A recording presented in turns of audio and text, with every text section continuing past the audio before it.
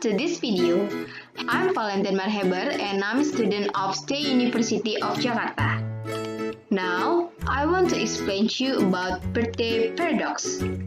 Let's start it. The first thing first, what is birthday paradox? Have you heard about it before? So, this is the classical mathematical problem, and this is not really a paradox that usually leads into logical contradiction. We call this a paradox because one not taking proper probability training tends to underestimating the value of this probability. Most of us may think that it is too difficult and complicated for us to find another one person in a small group that will have the same birthday as ours. But we can find the answer by this paradox. But remember, by using this paradox, we can forget twin, leap year, and the patterns, because every birthday is independent each other, and these three just make it more complicated. And the next is, guess it, how many people you need in a class or in a small group to have the same birthday as yours? Is it 100? 365? Or how? And the answer is, there will be 50-50 change, at least 2 people sharing their birthday in a group of 23 people in 365 days. Wow, amazing, right? How can we know it? We can prove it by math, especially with the probability formula. We know that the probability of match and the probability of no match must add up as 100% or 1. And then it is easier for us to calculate it by the no match in a group first or the opposite first. So we've got this formula. And then by the formula we start calculating by there's just a couple of people have different birthday. So we count it from 2, 3, 4, etc. The probability of no match between 2 people is 0.997.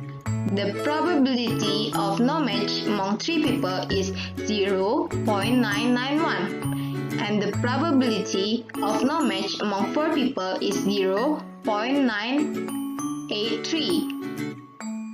By this formula, we can see that the probability of no match that we've got is decreased when the number of people is increased. Also, by this formula, we can conclude for n people, the probability of no match formula is this. And then the formula for probability of match among n people is this.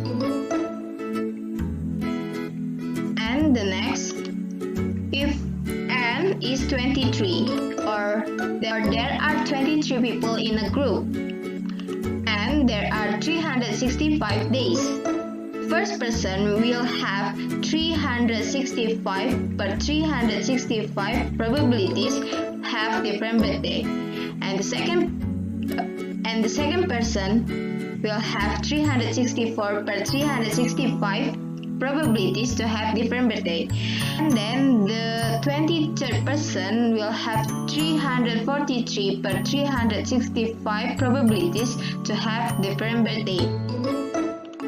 From this, we can get the formula. The probability of no match among 23 people is 0.492 and the probability of match among 23 people is 0.5.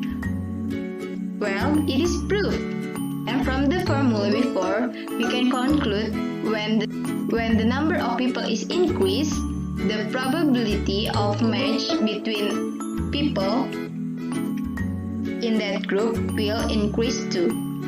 And when the people is around 50 to 60 or around 57, we can get that the probability is more than 99%.